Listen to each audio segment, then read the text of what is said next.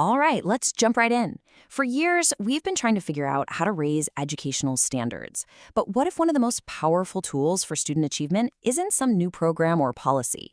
What if it's been right there, inside every single classroom all along?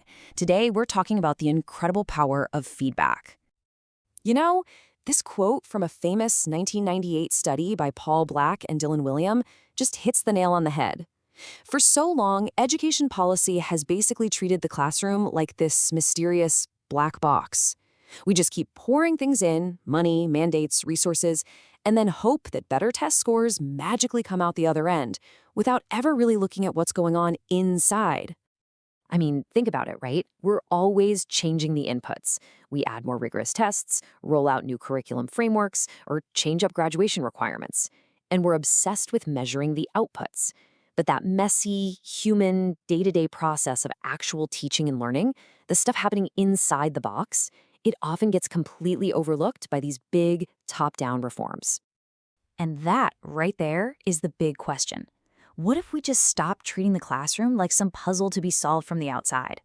What if the real key to unlocking student potential isn't some new, shiny policy, but a simple practice that's already there, just waiting to be turned up to 11? Well, it turns out that after decades of research, we've actually found that key. It's a practice called formative assessment, and honestly, its effect on how students learn is absolutely huge. So what exactly is it? Okay, formative assessment is not just another test. It's really a process. It's all the little things, a classroom discussion, a quick check for understanding, a teacher just watching a student work, that give both the teacher and the student information they can use right in that moment to change what they're doing and get better. Think of it like an ongoing conversation about the learning itself. Now, here's where it gets really interesting. This isn't just some feel-good idea. When those researchers, Black and William, reviewed hundreds of studies on this topic, the evidence they found was, well, there's no other word for it, staggering. They discovered that when formative assessment is done well, it has a typical effect size on student learning of up to 0.7. Now, in the world of education research, that number is massive. An effect size basically tells you how much of a difference something makes. And to put it in perspective, anything over 0.4 is considered a really big deal. So 0.7, that's a game changer. And check this out to see what that number means in the real world. A gain of 0.7 is so powerful that it could take a country scoring right in the middle on international tests and launch it into the top 5. The top 5 in the world. That's the kind of potential that's locked inside this one simple classroom practice. Okay, so we know why it's so powerful, but what does this kind of feedback actually look like? What does it sound like?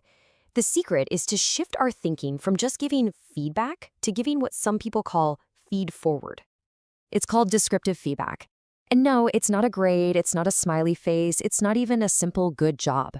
It's specific information that basically draws a map for the student.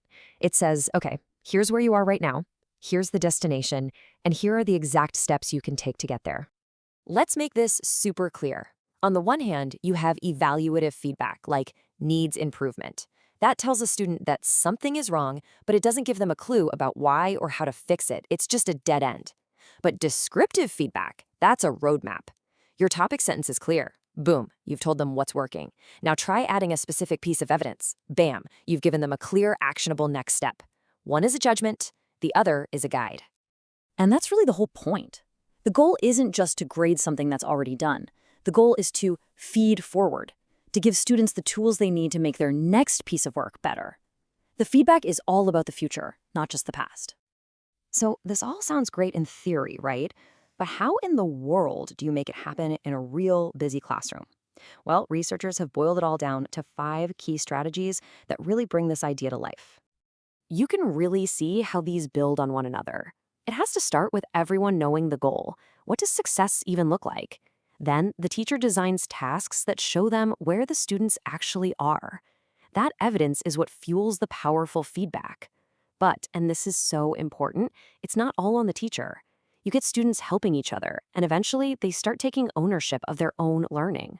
The whole system shifts the focus from the teacher teaching to the student learning. This brings us to a really mind-bending idea, one that kind of breaks down a wall we've built up in education. The most effective classrooms show us that feedback isn't just a one-time thing. It's a process that's woven into everything. And yeah, that includes the final exam or project. We usually think of a summative task, like that big final essay, as the end of the road, the final verdict. But what if it wasn't? What if that final project was just another part of the learning journey, one that was packed with chances for feedback and improvement all along the way? Okay, let's look at a real-world example, say from an IB Middle Years program class. The big final task is a research essay. But instead of just one due date at the end, the teacher turns it into a feedback journey. In week 1, students give each other feedback on their research questions. A few weeks later, the teacher gives descriptive feedback on their outlines. Then the students actually use a rubric to assess their own first drafts. See? Each step is a chance to improve the final product, which is then given its summative grade. And this same idea works for a PYP exhibition or a DP extended essay too. And this brings us to what might be the single most important idea in all of this. Formative and summative aren't different kinds of assignments. They are different uses of the information you get from those assignments. The feedback on the first draft, that's formative. Its whole purpose is to help the student improve. The grade on the final paper, that's summative. Its purpose is to report on the learning. It's the same task, just viewed through two different lenses. So that's the real challenge and the huge opportunity that all this research gives us. How can we shift our thinking? How do we stop seeing assessments as just a series of final judgments and start seeing every single task as the next step on a continuous journey of learning? Because finding the answer to that might just be the key to unlocking that black box for good.